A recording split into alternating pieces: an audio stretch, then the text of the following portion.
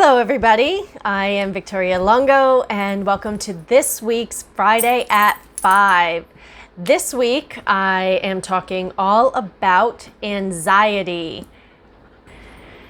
Now before I get into this, I will put out a disclaimer. I'm not a doctor, I'm not diagnosing, and I am not prescribing. All I'm doing is sharing my experience, sharing what I learned, and sharing in the hopes that it will help somebody else who might be dealing with this. And I feel like 99% of society is anymore for a multitude of reasons. I was actually in an Uber the other night, and it was a Uber pool. And so the woman sitting next to me was like, oh my God, I have so much anxiety about my day off tomorrow. I don't even know how I'm going to handle it. Oh my God. So it's like anxiety is like this thing now that we all have. And if we don't have it, there's something wrong with us. And it's like this buzzword that you hear everywhere from my interesting point of view on things. Okay. So because my experience lately is it's like, oh my God, that doesn't bother you. Oh my God, you're not worried. Oh my God, you're not anxious. And it's like, nope, I'm over that. I'm past that. And so I'm the weird one, which used to drive me crazy because I would do anything and everything I could to actually fit in, to feel like I belonged. And that way people would like me, which failed. So now I'm my wacky weird self and people actually do like me. So that's how that goes. If you've read my blog post talking about this, then you probably have seen the saying multiple times, anxiety is creating problems that don't even exist.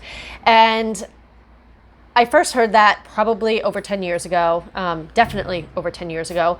My life was basically falling apart. All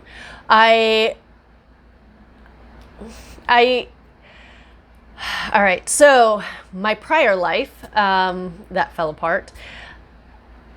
I did a lot of things that I thought I should. I got the job that I thought I should. I was in a relationship because I thought I should be. I bought a house because I thought I should. And all of these thought I shoulds were not actually what I wanted and created a lot of stress for me, created a lot of anxiety because I was doing all the things I thought I should, but still wasn't actually feeling fulfilled. So that was making me question, like, is there something wrong with me? And my mind was going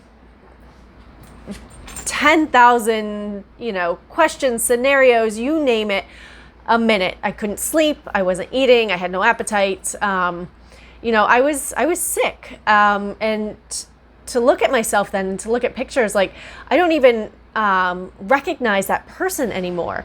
Anxiety was taking its toll. And then not only that, I had very real financial anxieties. I had very real anxieties about going to work and about the situations that were happening there. I, was dealing with my dad who was dealing with cancer and anxiety about that. And, so very, very real life situations. My ex, who was not my ex at the time, was unemployed for a significant amount of time during the end of that relationship, which is why there were so many financial anxieties, right? And there was a hole, and we had dogs, and all of these things were eating at me and making me sick, right? And so I was doing my best. At least I thought in my mind, I was doing my best to come up with scenarios to get me out of it. So my mind was going on how to prevent it. What else could happen? How could I stop it? And the crazy part is, looking back, is most of the things that I actually thought about, that I was trying to prevent, that I was trying to avoid, never even happened. Different things happened completely that I couldn't have prepared for, that weren't even in my realm of, that's possible. So, in hindsight, it taught me a lesson that, things never work out the way we planned, or almost never work out the way we planned. And even if they seem to, it doesn't feel the way we thought it would, right? So, having somebody tell me at that time, anxiety is creating problems that don't exist, I was like, they could, look at my life right now. I don't know, I'm this is so bad, but I am turning on the oven in the morning to heat the kitchen to have heat. And I'm dressing to leave the bedroom because I couldn't afford to actually heat my home. I couldn't afford to have hot water, so I had to boil water to take a shower. So for me, these were very real problems. And I'm thinking, what if the pipes freeze in winter? Then what are we going to do? Is there a way that we could get this turned on and have some of it? Not, am I going to start a fire somehow? Or, just all of these things, right? So for me, when I first heard that, I was like, but these problems could exist. Look at my life. And then, and I can't even remember who said it, but I remember hearing it repeated, like it's creating all these problems. And I'm like, all right, let me look at this. And I was like, well, it is creating a whole lot of problems with my health. It's actually not helping any of my situations. Anybody that was around me, I was bringing down because I was this bundle of energy. Now, the crazy thing, not so crazy, an interesting thing that nobody talks about is we are all energy, right? So people sense our energy. People sensed when I was anxious. You could probably sense in this video when I'm passionate or when I am, I don't think I've ever been pissed off in a video, but if you were to meet me, you would know when I was pissed off, right? Because I wouldn't have to say, I could look exactly the same, but the energy is gonna talk. And nobody teaches us about energy, right? So we actually do pick up energy from everyone and everything.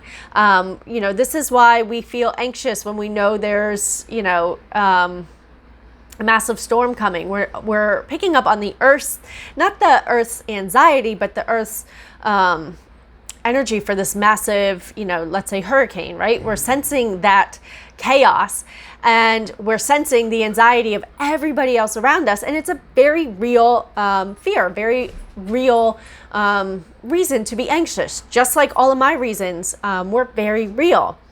But I was creating a lot of other problems that didn't exist to try to stop them. And it sounds backwards to say it now, but I thought I would be helping. I thought if I could control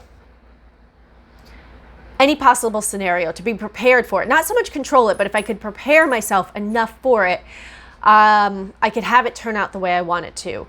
And it didn't work because, again, things happened that there was no way I could have prepared myself for them. There was it wasn't even in my realm of possibility. Sorry, I feel like I just had a hat head or something right there.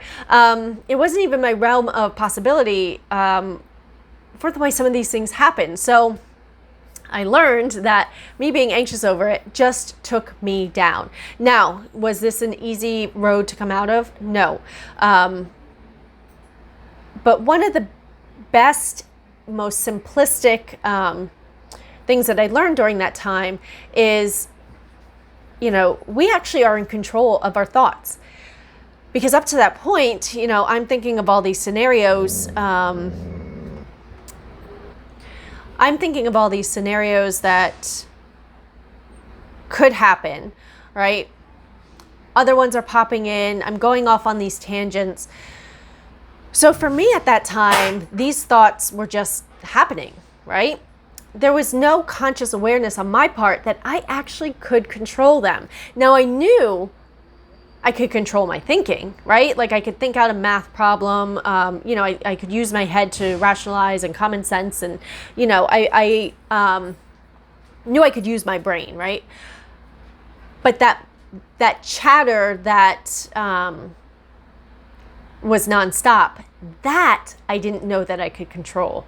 I really thought that I was victim to it and that I just had to react to what was there. So hearing that anxiety is creating problems that don't exist and learning that I'm actually the one that's in control allowed me to actually change things. Now, again, was it easy? No. I've learned since then that so much about the brain and so much about how these neural pathways are formed and, the way that the neurons wire together, right? So it goes with the law of attraction, which you've probably heard me talk about in one of these videos, where like attracts like. So if we are asking what else is going to go wrong today, law of attraction is going to show us something else wrong, not because we're cursed, not because there's something wrong with us, but because we're looking for it, we're asking for it, and we're attracting it into our experience. So the same thing with, these thoughts, the neurons that fire together, wire together, right? All of those anxious thoughts were building up on one another.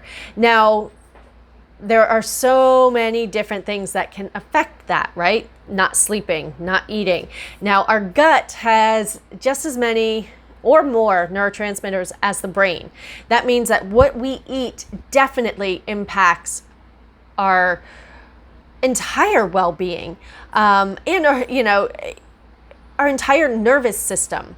But nobody, I won't say nobody, but Western medicine isn't really talking about that. None that I've heard over the years. And, Western medicine has taught the body's very segmented, right? In my experience, when I was very sick and I was seeing, every specialist under the sun to find out what was wrong with me, I remember them saying that, basically the gastroenterologist was saying that my migraines weren't related to anything digestive. I've learned since then about vitamin deficiencies and about the food that we eat and the SAD diet, the standard American diet, which is shit.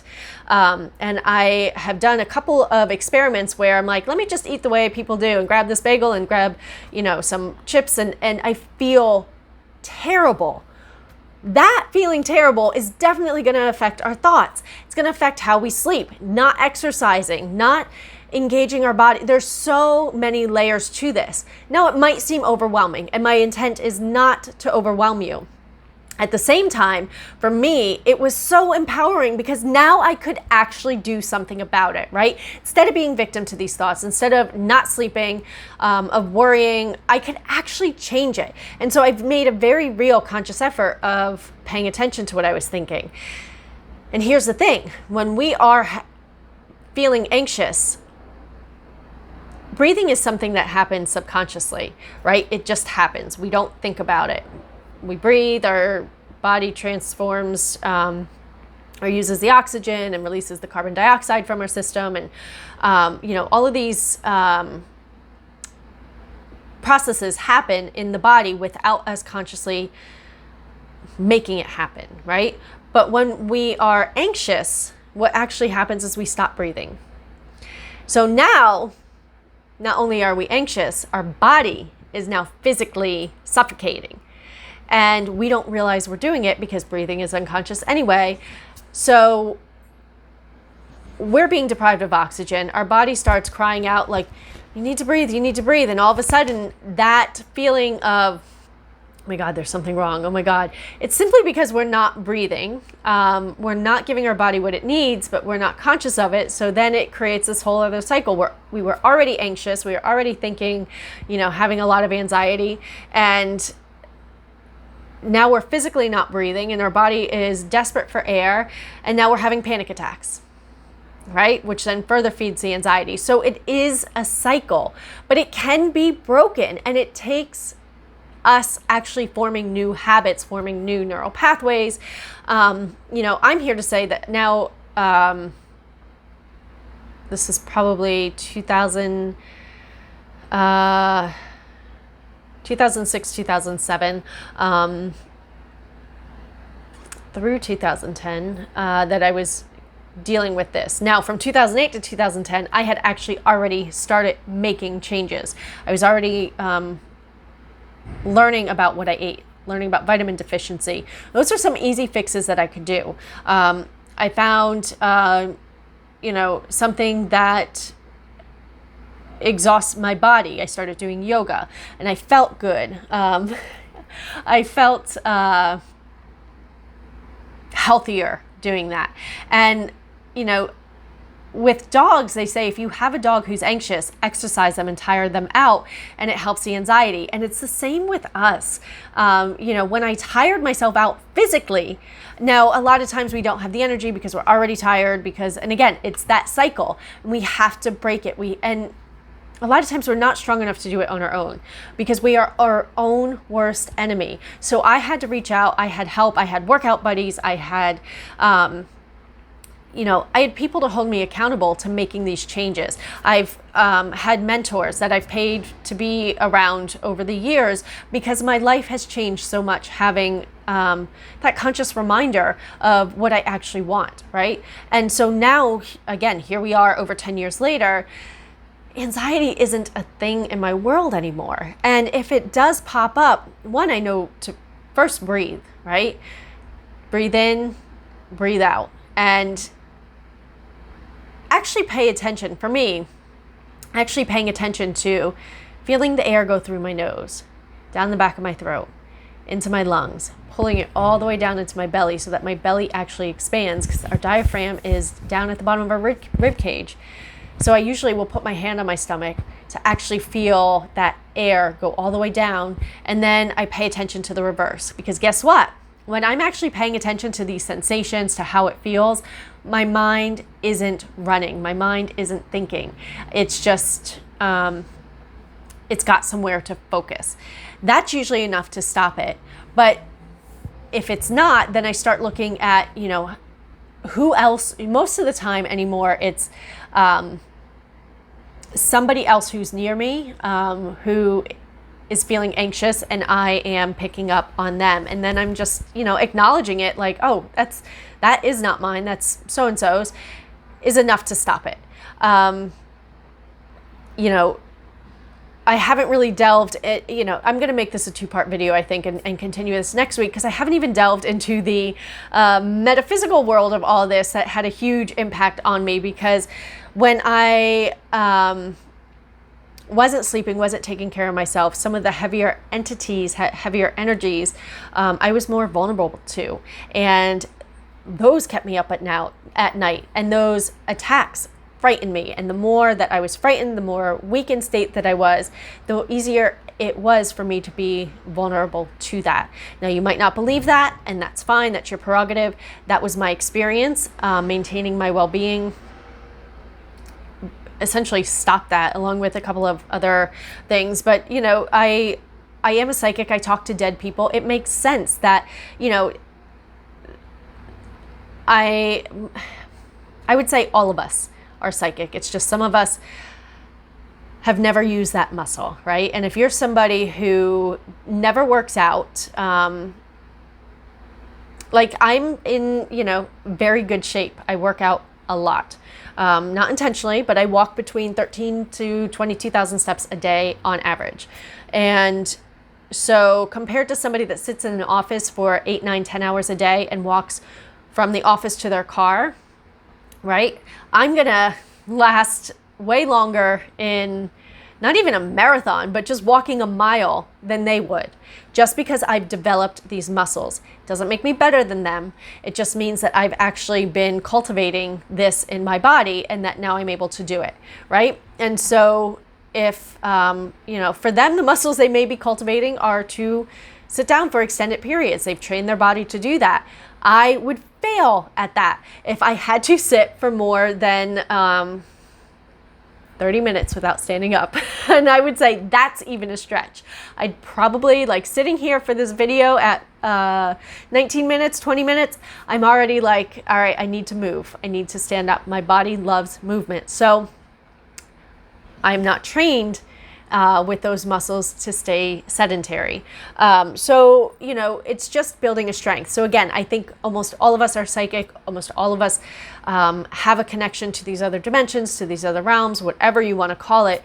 They are there. And I've always been a proponent of, it doesn't, your belief does make something real, but your disbelief doesn't make it not real. And so it's funny when people come up to me and they're like, I don't believe in ghosts, but I had this happen. And I'm like, oh yeah? That was definitely a spirit that was around you.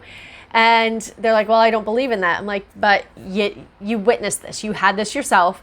So, what else was it? And they don't usually have an answer. So, in situations like that, your disbelief doesn't make it any less true. But belief is a powerful thing. And so what we believe, we can actually create. What we think, we can actually create. And so to sum up this video, and again, I'm going to do a part 2 to this next week, covering kind of this other metaphysical stuff that was a huge, huge piece for me. We are in control of our thoughts. We are not victim to them. So if our mind is running constantly in a way that's not supporting us, we can change that. Now, again, it's not going to be easy, and it's not going to be a quick fix. Western medicine has us trained into thinking that if we just pop a pill, it'll go away. But we create a whole lot of other problems by avoiding the root of what's actually going on. And so it does take trial and error. For me, I committed to things usually for at least 21 days to see what would happen, to see what changed. If I didn't notice a change, I gave it up and I tried something else. This went for vitamins, this went for food. Especially food. Eating healthy for a day and then going back to shit doesn't even allow your body to get the shit out that you've been accumulating over the years. So committing to it for, I would say even beyond 21 days, but going for a full month, to see what changes you actually have, because that's when, and then when you go back, it's even more obvious whether something is helping you or not. For me, it was, with food, there were certain things that I liked to eat, pasta, and I had given up sugar and, pretty much anything processed was out of my diet. But I thought that I liked some of these things, right? And I noticed my eyes liked things, my head said I liked things, but my body, they didn't actually taste as good as I thought. And I didn't feel good. So I didn't really like them. I just somehow thought I did, whether it was the marketing that the company did that made me feel like, they were the best thing ever, or whether somebody else liked it and I picked it up from them. I don't know. So regardless, I really was able to start seeing that for myself. And the biggest thing is I was able to start feeling better. And once we start feeling better, law of attraction, things are going to keep getting better. But if we're in this cycle of not taking care of ourselves and our minds are running and we don't know where to go, we can cause a lot of other problems and cause a lot of problems in our relationships, cause a lot of problems in the relationship with ourselves. So, for me, this is such a crucial topic to work around. So if you are somebody who, is dealing with this, try just the breathing. And when you first start this, you're probably not going to remember to breathe. You're probably going to remember later, like, oh man, I should have paid attention to my breath. That probably would have changed things. Guess what? That is amazing, because that is the first sign that you're actually consciously aware of what's going on. And then the next time you'll remember quicker. And the next time you'll remember quicker. So don't feel bad if you miss out. So it's like, oh, I'm just not going to do it. Commit to yourself. Support yourself. You are the only one that's going to care about your well-being. Nobody is going to care more about your well-being than you. Ultimately, nobody. So why shouldn't you make that the top priority in your life? Right? And if you would like support in that, I am happy to, walk this journey with you. I do have my, my program called Relationships Reimagined, where this is work that we actually do, because there are so many layers to this, and you can do it alone, and it can take a really long time. And so having support, I mean, if I went it alone for, let's see, 2008, I found my first mentor, through 2010, and things changed. I started feeling better. And then it wasn't until probably 2017 that I actually really started looking for help, because things went stagnant and I realized that I wasn't helping myself as much as I could. And so since that time, so much has changed in such a short amount of time, because I actually have people who are holding me to a different space. And so, sometimes that support is needed. So if you'd like to chat, you can always shoot me an email, victoria@victorialonger.net. Otherwise, just try breathing. Just breathe in, breathe it all the way down into your belly, hold it, and then let it out. And immediately the energy will change. So I wish you luck, and I hope you all have a great holiday weekend. I look forward to chatting with you next week, where I delve into this topic a little bit more in depth from another perspective. So enjoy your weekend, and I will chat with you soon.